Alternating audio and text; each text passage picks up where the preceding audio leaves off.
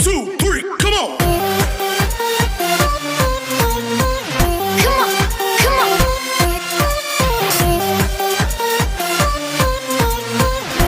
जय हिंद दोस्तों, कैसे हैं आप। आज का हमारा टॉपिक है गुडविल। गुडविल यानी कि ख्याति। क्या होता है ख्याति? जिस तरह से व्यक्ति के लिए इज्जत वर्ड काम में आता है यानी कि उसकी प्रतिष्ठा, तो वैसे ही व्यवसाय के लिए वर्ड आता है ख्याति, यानी कि व्यवसाय की प्रतिष्ठा, उसकी इज्जत जो होती है वो ख्याति कहलाती है। तो ख्याति क्या होता है कि जब व्यवसाय पहली बार स्टार्ट करता है तब मार्केट में उस व्यवसाय को लोग नहीं जानते, यानी उस बिज़नेस को लोग नहीं जानते हैं। धीरे धीरे वह क्या करता है कि उस मार्केट में अच्छी खासा नाम कमा लेता है, यानी अच्छा लाभ कमाता है, उसका अच्छा चाल चलन व्यवसाय मतलब मार्केट के अंदर होता है, जिसकी वजह से क्या उसकी प्रतिष्ठा यानी रेपुटेशन मार्केट में बढ़ जाती है। जिस तरह से रिलायंस, आज रिलायंस को कौन नहीं जानता है, सभी जानते हैं। अगर आप कहें कि रिलायंस के अंदर इन्वेस्ट करना है तो हर कोई आंख बंद करके इन्वेस्ट करेगा, लेकिन ऐसा व्यवसाय जिसको कोई जानता ही नहीं है उसके अंदर कोई भी व्यक्ति इन्वेस्ट करना पसंद नहीं करेगा, उसकी बैलेंस शीट पे भरोसा नहीं करेगा। तो कहने का मतलब कि अगर जिस व्यवसाय की अच्छी प्रतिष्ठा है, अच्छी रेपुटेशन है, जिसकी गुडविल बेस्ड है, वो मार्केट में अच्छा लाभ कमाता है। समझ में आ रहा है? तो ये लाभ कैसे कमाते हैं? तो लाभ कमाते हैं जैसे उस ट्रेंड में क्या चल रहा है, उसके पर्टिकुलर उस व्यवसाय ने क्या पॉलिसियाँ अप्लाई की है, ठीक है। तो कुछ कारण भी हैं जिनकी वजह से ख्याति बढ़ती है और घटती है। तो हम पॉइंट वाइज देखेंगे कि ख्याति का असर आखिर किन किन पे पड़ता है। सबसे पहले देखते हैं ख्याति की विशेषताएं, यानी कैरेक्टरिस्टिक्स ऑफ गुडविल, यानी कि ख्याति किन वर्ड से लेकर बनाया गया है कि सबसे पहले देखा जाता है ख्याति एक अदृश्य संपत्ति है, यानी इनटेंजिबल असर्ट्स है। जो गुडविल है आपकी वो क्या है? इनटेंजिबल असर्ट्स हैं, यानी कि असर्ट्स तो हैं लेकिन जिसे आप देख नहीं सकते और छू नहीं सकते। समझ में आ गया? इसका मतलब ये बैलेंस शीट की साइड में आएगी। बैलेंस शीट के अंदर किस साइड में आएगी? असर्ट्स साइड में आएगी। किधर आएगी? असर्ट्स के अंदर। लेकिन इसको किस असर्ट्स के अंदर लिखा जाता है? इनटेंजिबल असर्ट्स के अंदर। किस असर्ट्स के अंदर? Intangible assets. दूसरा आता है यह एक मूल्यवान संपत्ति है, यानी कि गुडविल का वैल्यूएशन होता है। समझ में आ रहा है? गुडविल दिखती नहीं है और हम उसे छू भी नहीं सकते और देख भी नहीं सकते, लेकिन उसका वैल्यूएशन ज़रूर होता है। वैल्यूएशन मतलब उसको पैसे में हम नाप सकते हैं कि जैसे आज इस साल की गुडविल 30,000 है, अगले साल बढ़ी तो बढ़ा सकते हैं और घटी तो घटा सकते हैं, ठीक है। तो गुडविल का वैल्यूएशन होता है, यानी मॉनेटरी लैंग्वेज में उसको लिख सकते हैं। नेक्स्ट आता है यह अधिक लाभार्जन में सहायक होती है। अधिक लाभार्जन मतलब कि प्रॉफिट जो होता है उसको और ग्रो करने में, उसको और अर्न करने में ये मदद करती है। अगर जितनी गुडविल अच्छी होगी वो फर्म और उतना अच्छा नाम कमाएगी। जैसे अपने शहर के अंदर कोई अच्छी सी व्यवसाय की दुकान होगी, जैसे पर्टिकुलर कोई एक दूध फेमस वाला होगा, उस दूध वाले के यहाँ जाएंगे। मिठाई वाली दुकान होती है फेमस, तो लोग ज़्यादातर वहीं पे जाते हैं, दूसरी मिठाइयों की दुकानों पे नहीं जाते। क्यों जाते हैं? क्योंकि उसकी गुडविल अच्छी है। और गुडविल अच्छी क्यों हुई? क्योंकि उसने अच्छे मिठाइयाँ बेची होगी, अच्छी क्वालिटी में चीज़ और व्यवस्थित रेट पे बेची होगी, इस वजह से। और जहाँ ग्राहकी भी ज़्यादा होती है तो वहाँ क्या होता है? भीड़ देख के भीड़ आती है, पैसा देख के पैसा आता है। तो यही चीज़ होती है गुडविल को बढ़ाने के कारण। नेक्स्ट आता है यह एक ऐसी आकर्षण शक्ति है जो कि ग्राहकों को व्यवसाय के पुराने स्थान पर खींच के लाती है। इसका मतलब ये हुआ कि अगर आप जैसे एक शॉप है, आप शॉप खोल करके बैठे हैं, अच्छी खासी गुडविल है आपकी और आप कोई प्रोडक्ट बेच रहे हैं रिजनेबल प्राइस में, ठीक है। फिर क्या होता है कि कस्टमर जो होता है वो आपकी दुकान पे रोज आते हैं, ठीक है। लेकिन अगर आपने एक दिन दुकान बंद कर दी सपोज, तो कस्टमर आएगा, देखेगा दुकान बंद है, कोई बात नहीं, अगले दिन उसको ज़रूरत पड़ेगी वो वापस आएगा, लेकिन अगले दिन दुकान बंद देखेगा तो वो तीसरे दिन फिर आएगा। कहने का मतलब व्यवसाय की जो गुडविल होती है वो पुराने कस्टमर को उस पुराने स्थान पर ज़रूर खींच के लाती है। अगर आप वहाँ से अपना बिजनेस हटा के कहीं और जगह शिफ्ट कर देते हैं, लेकिन लोग एक बार क्या करते हैं, पुरानी दुकान पे ज़रूर आएंगे, फिर वहाँ देखेंगे अरे दुकान तो शिफ्ट हो गई, तो बाद में चेंज होते हैं। लेकिन ये जो गुडविल है वो कस्टमर को क्या करती है? बनाए रखती है। और जो ओल्ड कस्टमर होते हैं उनको हमेशा उस स्थान पे खींच के लाती है। समझ में आ रहा है? यानी कस्टमर टूटने नहीं देती है।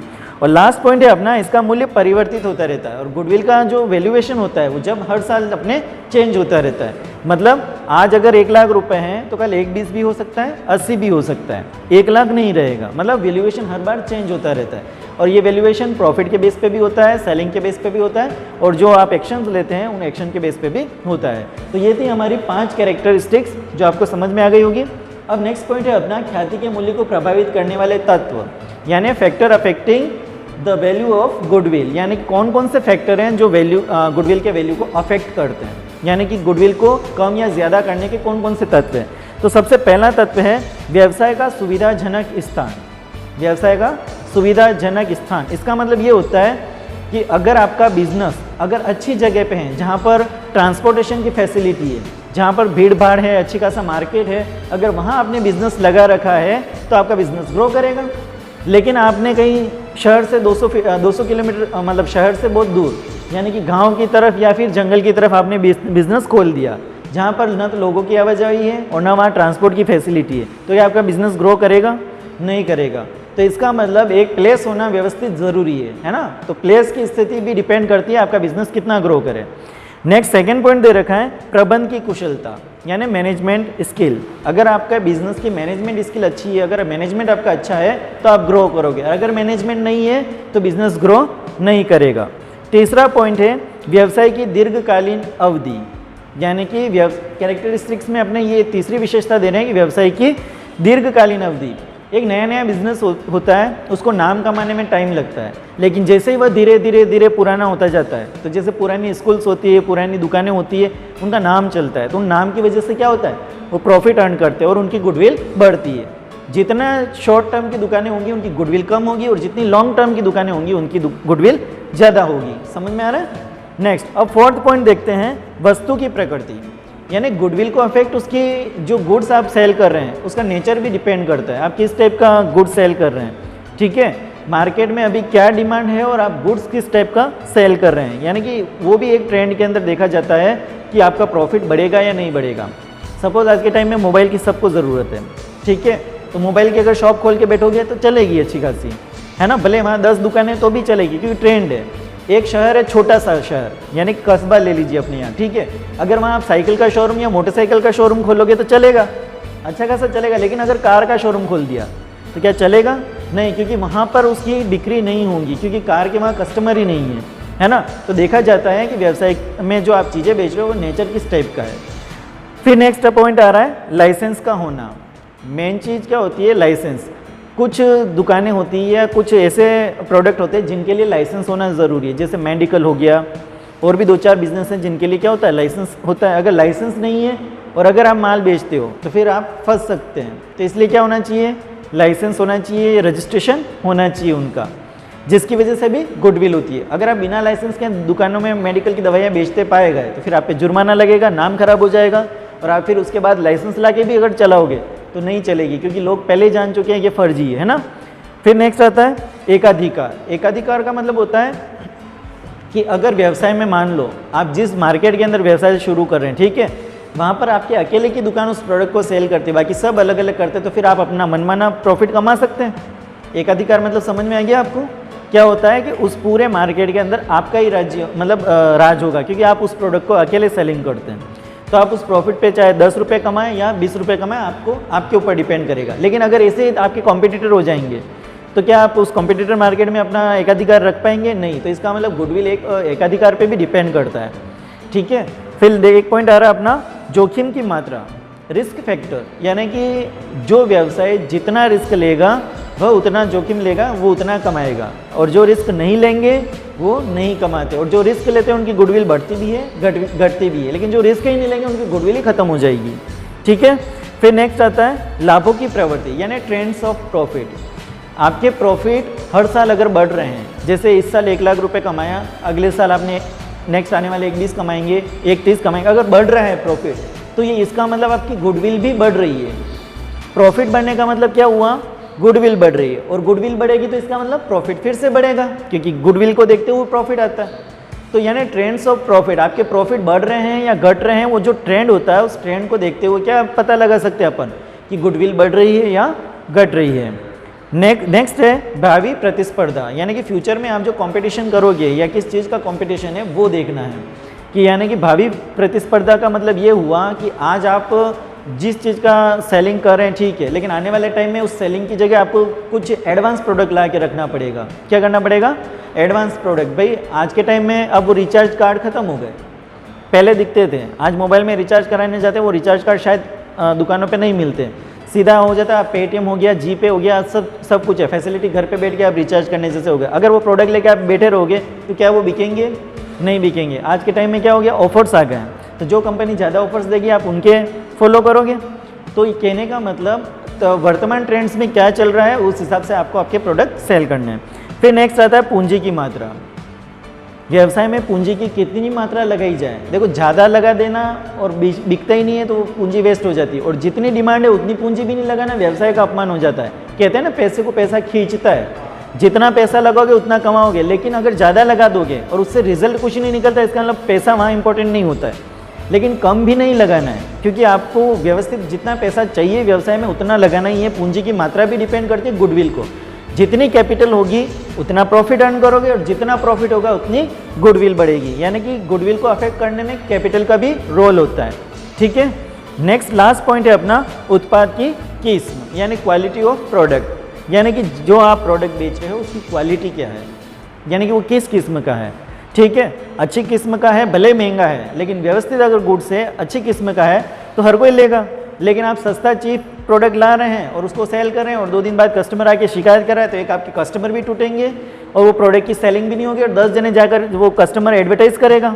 कौन सी एडवर्टाइज होती है, ओरल एडवर्टाइज हो जाएगी, वो तो आपके फ्री फोकट की। तो उसमें क्या होगा, आपके प्रोडक्ट को डिमोनेटाइज किया जाएगा, फिर वहाँ पे क्या हो जाएगा, उस प्रोडक्ट को कोई लेने ही नहीं आएगा, उसके चक्कर में आपके 10 दूसरे प्रोडक्ट नहीं बिकेंगे, तो इससे भी आपका प्रॉफिट कम होगा और गुडविल। तो इसका मतलब आपको अच्छा प्रोडक्ट रखना है जो अच्छी रेंज पे मिल जाए और अच्छी क्वालिटी में मिल जाए, और कस्टमर को देंगे तो कस्टमर खुश होकर लेगा, अगली बार फिर आएगा और 10 जनों को भी बोलेगा, जिससे आपके क्या होंगे, आपके प्रॉफिट बढ़ेंगे। यानी कि गुडविल को अफेक्ट करने में ये 11 पॉइंट्स थे जो लगभग आपको कवर करने हैं। ठीक है, अब आता है नेक्स्ट पॉइंट, ख्याति के मूल्यांकन की आवश्यकता, यानी need for the valuation of goodwill. यानी कि वैल्यूएशन की ज़रूरत क्यों पड़ती है गुडविल की, हर बार क्यों गुडविल का वैल्यूएशन किया जाता है, क्यों उसको चेंज वैल्यू पर दिखाया जाता है हर बार, है ना। तो यहाँ देखते हैं कि ख्याति के मूल्यांकन की आवश्यकता क्यों पड़ी। तो यहाँ सबसे पहला, जब एक नया साझेदार प्रवेश करता है, अब सुनना यहाँ क्या हो रहा है कि जैसे पहले पुराने पार्टनर्स जो होते हैं उन्होंने फर्म को जिस हिसाब से चला रखा होता है, उनकी गुडविल उस हिसाब से होती है ना। अब क्या होता है कि जैसे नया पार्टनर कोई आएगा तो उसकी वजह से भी गुडविल चेंज होगा। चेंज होगा या नहीं होगा, होगा ना। क्यों चेंज होगा, क्योंकि नए वाले की कुछ क्वालिटी होगी, मैनेजमेंट स्किल होगी या कुछ एक्शन स्किल होगी, जिसकी वजह से क्या होगा, व्यवसाय ग्रो कर सकता है या फिर व्यवसाय नीचे भी जा सकता है।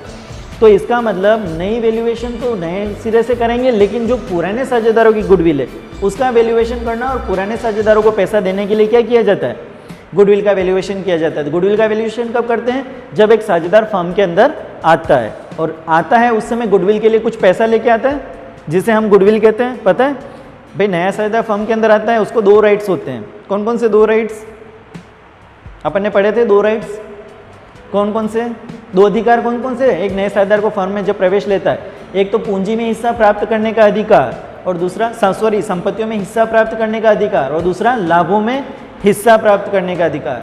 तो संपत्तियों में हिस्सा प्राप्त करने के लिए, यानी कि एसेट्स में जो पार्टिसिपेट करने के लिए अमाउंट लाएगा उसे हम क्या कहते हैं, कैपिटल। और फ्यूचर प्रॉफिट में पार्टिसिपेट करने के लिए जो अमाउंट लाएगा उसे हम क्या कहते हैं, गुडविल। क्या कहते हैं, गुडविल। तो गुडविल का अमाउंट नया पार्टनर्स लाता है। ठीक है, दूसरा पॉइंट, जब वर्तमान साझेदारों के मध्य लाभ विभाजन अनुपात में परिवर्तन हो जाए। मान लो कोई नया साझेदार आता नहीं है, सपोज 3 पार्टनर्स है और उनके प्रॉफिट शेयरिंग रेशियो में क्या हो रहा है, चेंजेस हो रहा है, मतलब बदलाव हो रहा है। अगर चेंजेस हो रहा है तो उस समय भी गुडविल का वैल्यूएशन किया जाएगा, और जिसको लॉस हो रहा है उसको अमाउंट मिलेगा, और जिसको गेन हो रहा है वो गुडविल का अमाउंट पे करेगा। ठीक है, तो यहाँ पर भी एक तो रेशियो चेंज करते समय और एक नया पार्टनर आते समय गुडविल का वैल्यूएशन किया जाता है। तीसरा देखते हैं हम, गुडविल का वैल्यूएशन कब किया जाएगा, कि जब कोई साझेदार अवकाश ग्रहण करता है अथवा साझेदार की मृत्यु हो जाती है। अगर वर्किंग फर्म है, कोई साझेदार रिटायर होकर के जाता है, तो रिटायर हो सकता है मेंटली परेशान हो या फिर कोई परेशानी हो जिस वजह से वो छोड़ के जा सकता है, या सभी साझेदार मिलकर के उसको निकाल सकते हैं। या फिर होता है डेथ ऑप्शन, जिसमें क्या होता है, वो मर जाता है। तो मर जाता है मतलब क्या होगा, उस समय तक का गुडविल का वैल्यूएशन निकाला जाएगा जब से वो पार्टनरशिप फर्म में है। अगर साल भर हुआ है, गुडविल का वैल्यूएशन कर दिया है, तो फिर अप्रैल से लेकर जब उसकी डेथ हो रही है, रिटायर हो रहा है, तब तक का वैल्यूएशन देखा जाएगा। बाकी हर साल 31 मार्च या 31 दिसंबर को अगर बुक क्लोज करते हैं तो उस समय उसका वैल्यूएशन दिखा दिया जाता है। ठीक है, फिर अगर किसी साझेदार की, तो यहाँ पर अपने को अभी तक 3 कंडीशनें पता चली। एक साझेदार आता है तब वैल्यूएशन किया जाता है, दूसरा जो रिमेनिंग अंदर हैं पार्टनर्स उनके अगर रेशियो चेंजेस हो रहे हैं, परिवर्तन हो रहे हैं, तब वैल्यूएशन किया जाता है। कोई साझेदार, थर्ड कंडीशन, जब कोई साझेदार रिटायर होकर के जा रहा है या फिर डेथ हो जाती है तब वैल्यूएशन किया जाता है। और देखते हैं नेक्स्ट 4, जब फर्म का व्यवसाय बेचा जा रहा होता है। कभी कभी क्या होता है कि हमारा व्यवसाय सपोज चल रहा है ठीक ठाक, हमने जमा रखा है, लेकिन हमें लगता है कि हमें कोई दूसरे टाइप का बिजनेस करना चाहिए, इसको बंद करना चाहिए, इसको सेल आउट कर देना चाहिए। तो बंद करने से अच्छा है सेल आउट कर दें। सेल करने से क्या होगा, अपने को गुडविल का पैसा मिल जाएगा और प्लस जो असेट्स या लाइबिलिटीज़ हैं उनका भी अपने को हिसाब हो जाएगा, यानी कि असेट से भी अपने को रिकवरी हो जाएगी। तो हम क्या करते हैं, जैसे एक कोचिंग सेंटर जमा के रखा हुआ है ठीक ठाक, अब क्या हो रहा है कि उस कोचिंग सेंटर में फर्नीचर भी है, फैन भी हैं और कुछ लोन भी है अपने ऊपर, और फिर क्या है कि अच्छा खासा नाम कमा रखा है, 10 साल हो गए उस कोचिंग को चलाते चलाते। फिर अपन क्या कर रहे हैं, उसको सेल करके जाना चाह रहे हैं। तो अपन क्या कर रहे हैं, जितना पैसा है सपोज 1 लाख का फर्नीचर सब मिला के 1 लाख रुपये हो रहा है, लेकिन अपन सामने वाले से 2 लाख रुपये मांग रहे हैं। तो जबकि देखा जाए तो फर्नीचर और एसेट्स लाइबिलिटी सब माइनस करने के बाद 1 लाख रुपये होता है हिसाब का, तो आपको 1 लाख ही लेना चाहिए, आप उससे 2 लाख क्यों ले रहे हैं? 1 लाख रुपए नाम का ले रहे हैं। वो नाम क्यों? गुडविल, क्योंकि सभी लोग उस स्थान को जानते हैं जिसकी वजह से बच्चे आएंगे, पढ़ने आएंगे और नाम जानते हैं, तो उस व्यवसाय को आप सेल करके जा रहे हैं जिसकी वजह से वो प्रॉफिट अर्न करेगा। तो 1 लाख रुपए या 50,000 रुपये जो भी आप ज़्यादा लेते हैं वो चीज़ क्या कहलाएगी? गुडविल। तो यानी कि व्यवसाय को बेचते हैं उस समय भी वैल्यूएशन निकाला जाता है। और लास्ट पॉइंट है, जब 2 फर्मों का एकीकरण हो जाता है, यानी फर्म का अमलगमेशन करते हैं, यानी कि 2 फर्में मिल जाती है। जैसे अभी कौन कौन मिक्स हुई थी फर्म अभी लेटेस्ट टाइम में? वोडाफोन और आइडिया मर्ज हुई, क्या बन गया? वी बन गया। कभी कभी बैंकों के बारे में भी सुना होगा, कैनरा बैंक है, इलाहाबाद, और कौन सा बैंक मिक्स हो गया उसके अंदर? कैनरा बैंक के अंदर है ना, ठीक है। और उसके बाद एक आईसीआईसी बैंक ने मर्ज किया था, पुराने बैंक कौन था? राजस्थान मरुद्रा ग्रामीण बैंक तो दूसरा नाम है, उसकी जगह पहला कौन सा था? राजस्थान बैंक, ठीक है, राजस्थान बैंक को किया था। तो इस तरह से क्या होता है, मिक्स हो जाती है। तो ये क्या कहलाता है? इनकी गुडविल जो होगी, जो छोटी फर्म होगी वो बिकेगी बड़ी फर्म के आगे, ठीक है। जैसे पहले वोडाफोन था ना, उसको पहले किस नाम से जानते थे? हज के नाम से जानते थे, उसको हायर कर दिया वोडाफोन ने, अब वोडाफोन और आइडिया दोनों मिलके भी बन गया। तो इस तरह से क्या होता है, अमेलगमेशन होता है, फर्म मिल जाते हैं, एकीकरण हो जाता है, ठीक है। तो ये थे अपने 5 पॉइंट, जब क्या किया जाता है, गुडविल का वैल्यूएशन किया जाता है, क्यों ज़रूरत पड़ती है, इस टाइम ज़रूरत पड़ती है, ठीक है। तो दोस्तों, आपको हमारा ये वीडियो कैसा लगा आप हमें ज़रूर बताइए। आप हमारे इस वीडियो को लाइक कीजिए, शेयर कीजिए और चैनल को सब्सक्राइब कीजिए। Thank you.